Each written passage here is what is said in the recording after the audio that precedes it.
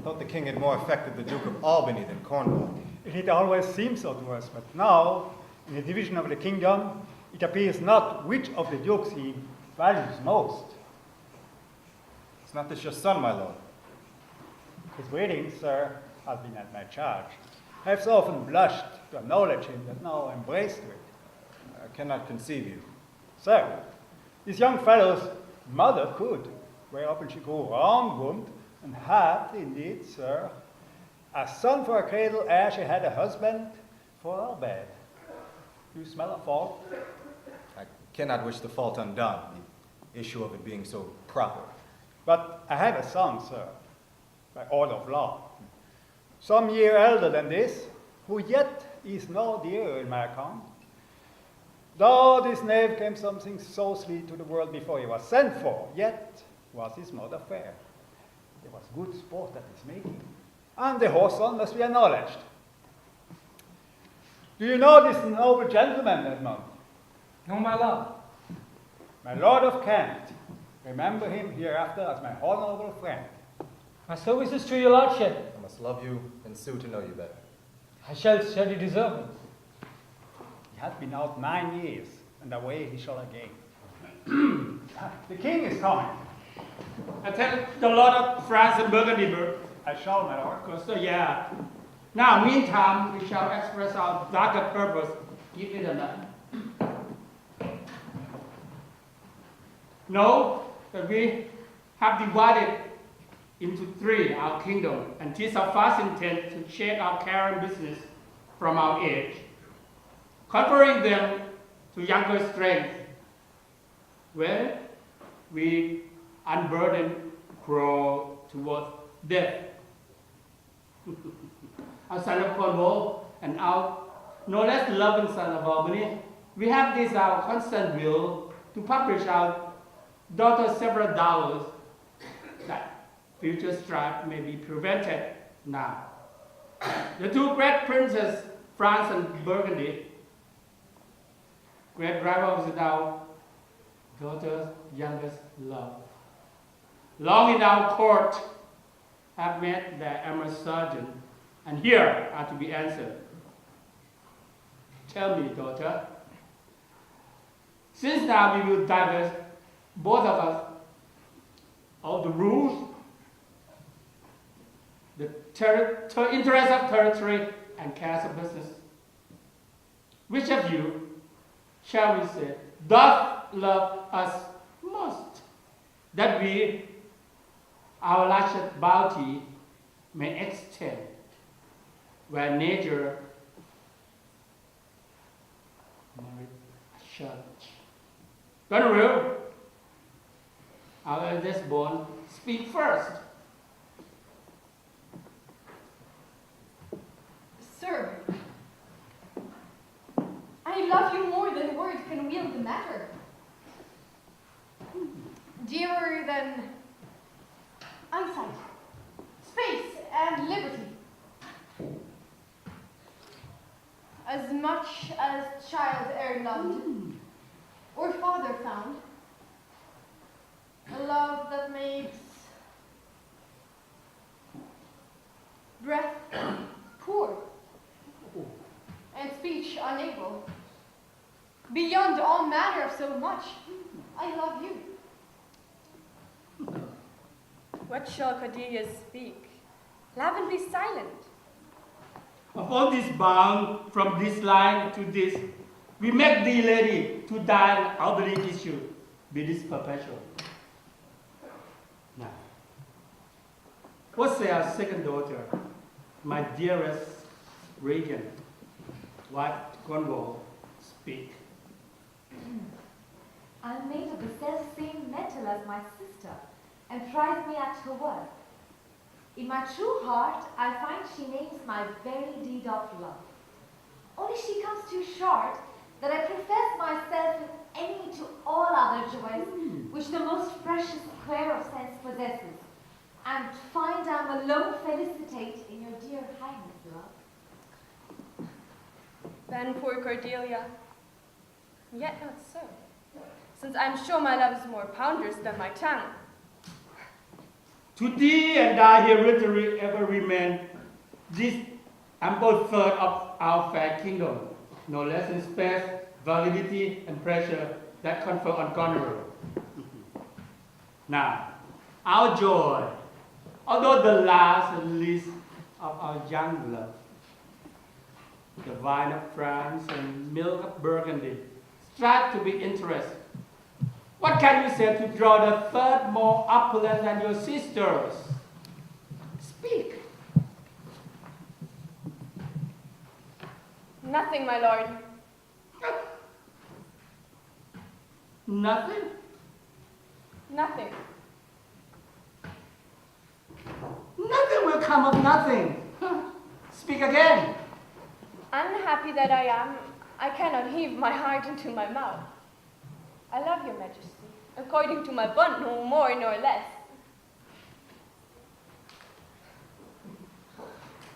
Cordelia, mend your speech a little, lest you may mar your fortune. Good, my lord. You've begat me, bred me, loved me. I return those duties back as I right fit, obey you, love you, and most honor you. What if my sisters ask me if they say they love you all? Haply when I show it, that lord whose hand must take my plight shall carry half my love with them, have my care and duty. Sure, I shall never marry like my sisters, to love my father off. Goes thy heart with this? I, my good lord, So young and so untender. so young, my lord, and true. Let it be so. Thy truth and me, thy power. For by the sacred radiance of the sun, from whom we do exist and cease to be. Now I disclaim all my paternal care, propinquity, and property of blood, and as a stranger of my heart and me, hold thee from this forever. With my liege. Kent, come not between the dragon and his wrath. Hasten to find my sight! Call France! Who's those? Call Burgundy! Cornwall, Harmony. With my two daughters, dower, digest the third, let pride, which she calls Planets, marry her! I do invest you, join in my power, preeminence, ourselves by monthly cost, with the reservation of 100 knights by you to be sustained. Shall our both make with you by due turn? We shall retain our name and all the addition to the king, the sway, revenue, the execution of the rest, beloved son, be yours. Royal Lear, whom I have ever honored as my king, loved as my father, as my master followed. Pen. The bow is bent and drawn. Make it for the cat! Let it fall rather, for the fork invade the region of my heart. He kens unmannerly when Lear is mad. What wouldst thou do, old man? Thinkst thou the duty shall have dread to speak, with power to flattery bows? Kent, on thy life. Never! Life I never held but as a pawn to wage against thine enemies. Out of my sight! See better, Lear. Let me still remain the true blank of thine eye.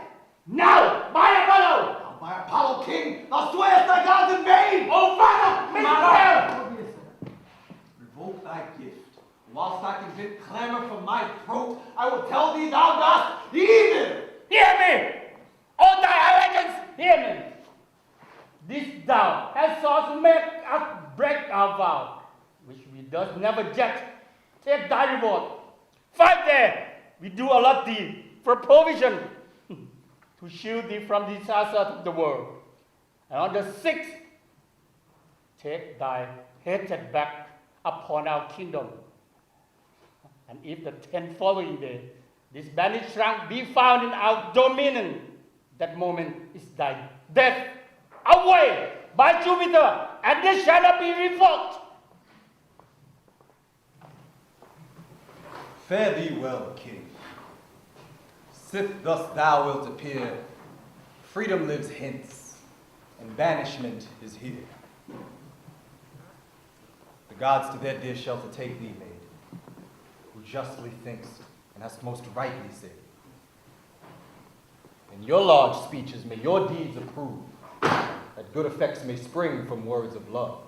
Thus, Kinto princes bids you all adieu. Will shape his old course in a country new.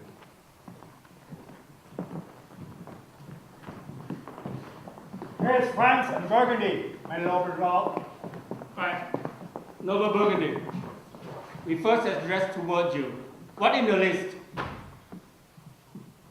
Will you require impress and dower with her or assist your quest of love? Most Royal Majesty, I claim no more than hath your highness offered, nor will you tender this. Right, Noble Burgundy. When she was dear to us, we did hold her so. But now, her pride is fallen. There she's there. She's there. She's yours. I know no answer. Will you? With infirmity she owed. Unfriended, new adopted to our hate, with our oath, stranger with our oath. Will you take her or leave her? Pardon me, Royal Sir. Election made not up in such a condition. Deliver her! By the power that made me, I'll tell you our will. And you, the great king, to a worth liking more worth it away than on a wretch, whom nature is almost to acknowledge her. This is the most strange, that she will even but now was your best object. Balm of your age, the best, the dearest. Should the distress of time commit a sin so monstrous to dismantle so meaningful as favor? I yet beseech your majesty, for I want that lip and oily eye to speak and purpose not. You make known it is no vicious blood, murder, or foulness that hath deprived me of your grace and favor, but only for want of that for which I am richer. But thou hast not been born, than not to have pleased me better. Is it but this, a tardiness in nature which often leaves the historian spots that it instance to do? What say you to the lady, my lord of Burgundy? Will you have her? She's herself a dowry. Royal King, give but the portion which you yourself propose. And here, I take Cordelia by the hand, Duchess of Burgundy. Nothing unsworn!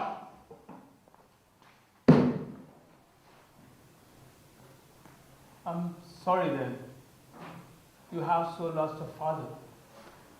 But you must lose a husband. Peace be with Burgundy, since that respect and fortunes are his love.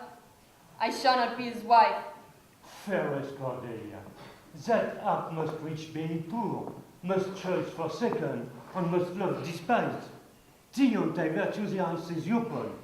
Be it lawful, I take up what's cast away.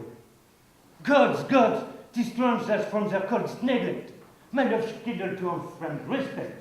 Your devil's daughter, king, is queen of us, of our fair France. Thou hast a friends, let her be thine. For we have no such daughter, nor shall never see the face of her again. Therefore be gone, without our grace, our love, our benison, come to the Burgundy. And farewell to your sister.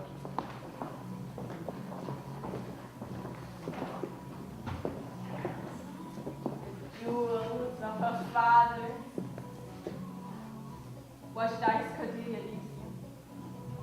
I know you what you are, and as a sister most loath to call your faults as their names.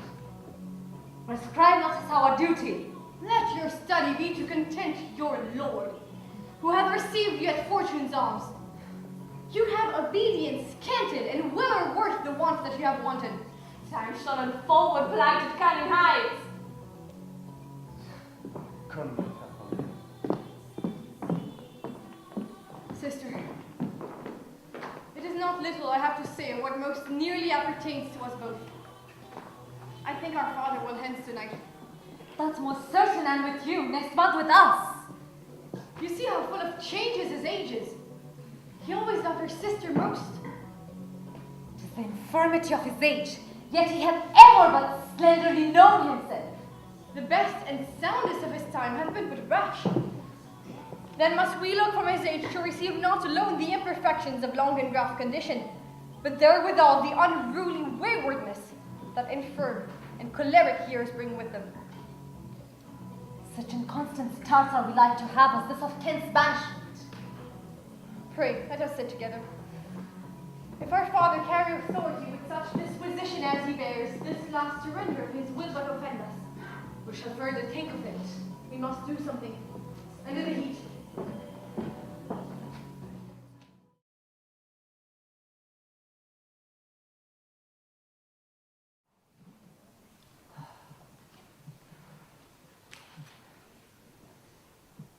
Thou, nature, art my goddess. To thy law my services are bound. Wherefore should I stand in the plague of custom, and permit the curiosity of nations to deprive me, for that on some 12 or 14 moonshines leg of a brother? Why bastard? Wherefore base? When my dimensions are as well compact, my mind as generous, and my shape as true, as honest madam's issue, why brand they us with base? With baseness, bastardy, base, base. Who in the lusty stealth of nature takes more composition and fierce quality, doth within a dull, stale, tired bird go to the creating of whole tribe of warped, go to in sleep and awake. Well then, legitimate Edgar, I must have your land. Our father's son is to the bastard Edmund as to the legitimate. Fine word, legitimate. Well, my legitimate, if this letter speed and my invention thrive, Edmund the way shall top the legitimate. I grow, I prosper. Now, gods, stand up for bastards. And banished thus, and friends in color parted, and the king gone tonight. All these up in the gall. Edmund, what news? So please your lordship, none. Why so earnestly seek you to put up that letter? I know no news, my lord. What paper were you reading? Nothing, my lord. No? What needed then that terrible dispatch of it into your pocket? Come, if it be nothing, I shall not need spectacles. I beseech your pardon, sir. It is a letter from my brother that I have not all over it. And for so much as I have perused, I find it not fit for your looking. Let's see, let's see. Give me the letter, sir.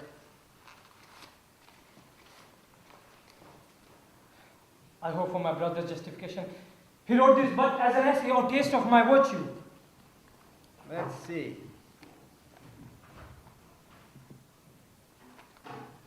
I begin to find an idle and fond bondage in the oppression of aged tyranny. Come to me, that of these I may speak more.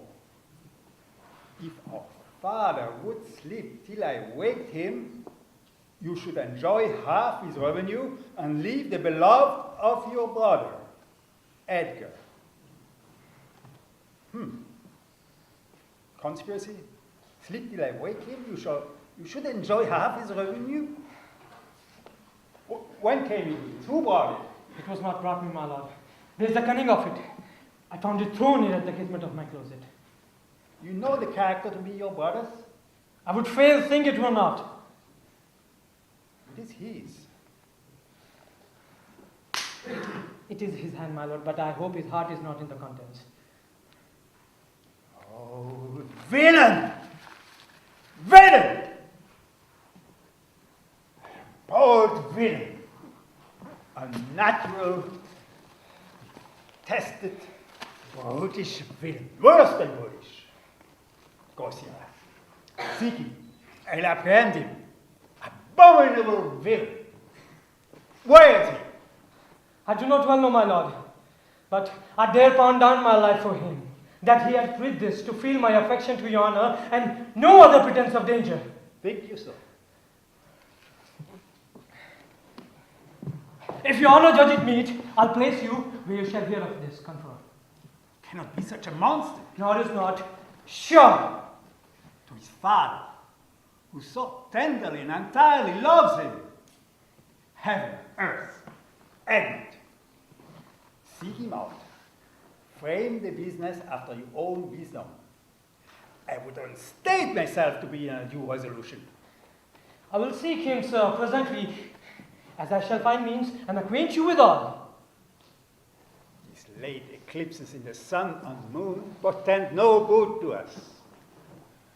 Though the wisdom of nature can reason it thus and thus, yet nature finds itself scourged by the sequent effects. Love cools, friendships falls off, brothers divide. In cities, mutinies, in countries, discord. In palaces, treason. And the bond cracked twixt son and father. Find out this villain, Edmund. It shall lose thee nothing. Do it carefully.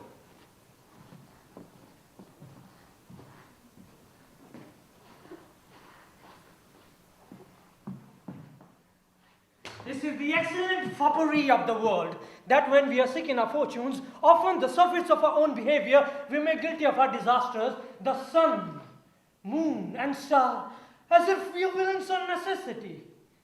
Fools by heavenly compulsion, knaves, thieves, treacherous by a spherical predominance, drunkards, liars, adulterers by the enforced planetary influence, and all that we are evil in by a divine crossing on. An admirable evasion of a home masterman to lay his greatest disposition charge on a star. My father compounded with my mother under the dragon's tail, and my nativity is under Ursa Major, so that it follows I'm rough and lecherous. For should I have been a man that I am, had the meridian star in the firmament twinkled on my bastardizing. Edgar, and back he comes, like the catastrophe of an old comedy. My cue is villainous melancholy and sign like a Tom of Bedlam.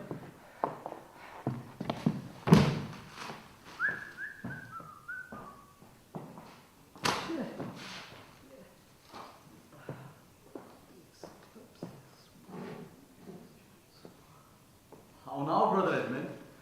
What serious contemplation are you in? I'm thinking, brother, of a prediction that I read this other day. I should follow these eclipses. Do you busy yourself with that? I promise you, brother, that taxi rights off succeed unhappily, as if unnaturalness between the child and the parent, death, dissolution in ancient amities, divisions in states, menaces, malediction against king and noble, and I don't know what. How long have you been a secretary astronomical? When saw you my father last? The night gone by. Spake you with him? Aye, 2 hours together. Parted you in good terms? Found you no displeasure in him by words nor countenance? None at all. Bethink yourself, wherein you may have offended him, and at my entreaty, forbear his presence, until some little time had qualified the heat of his displeasure. Some villain had done me wrong. That's my fear, brother. Regard me to my lodging, from whence I'll swiftly bring you to hear my lord speak. There's my key. Pray you. Away! Away! And if you do stir abroad, go on. Armed, brother. Brother, I'm no honest man if there's any good nature of you. Pray you. Away! Shall I hear from you, Anna? I do serve you in this business.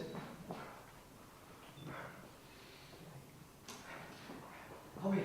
Away!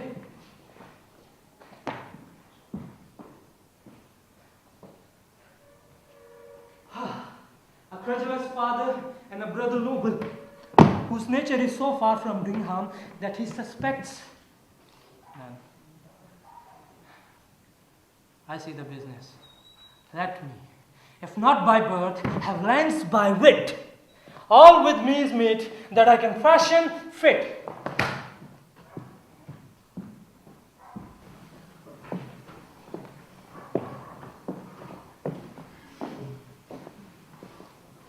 How now? Did my father strike my gentleman for chiding of his fool? Aye, madame. By day and night he wrongs me. Every hour he flashes into one gross crime or other that sets us all at odds. I'll not endure it. His nice growitis, and himself upbraids us on every trifle. When he returns from hunting, I will not speak with him. Say I am sick. If you come slack of former services, you shall do well. The fault of it, I'll answer. He's coming, madame. I hear you. Put on what weary negligence you please, you and your fellows. I'd have it come to question. If he distastes it, let him to my sisters, whose mind and mine I know in that are one, not to be overruled. Idle, old man, that still would manage those authorities that he had given away. Now, by my life, old fools are babes again and must be used with checks as flatteries when they are seen abused. Remember what I have said. I'll write straight to my sister to hold my very course. Prepare for dinner. Well, madame.